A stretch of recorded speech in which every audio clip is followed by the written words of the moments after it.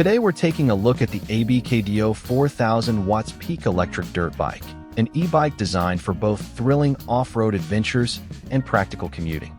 This bike promises strong performance with its powerful motor and robust build. Check the link in the description for the best price.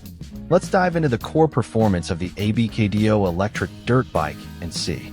The 4000 watts peak mid-mounted motor and 45 miles per hour top speed deliver very strong performance for both acceleration and conquering challenging. With a 48 volts 23Ah removable UL certified battery providing up to 38 miles of range, this bike is ready for extended.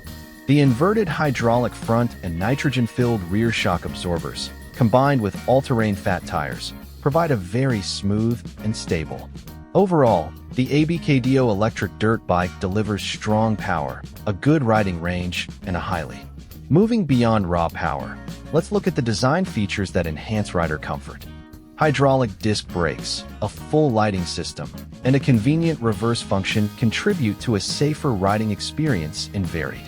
A shock-absorbing seat, a colorful LCD dashboard, and included accessories like a phone holder and disc lock all enhance user.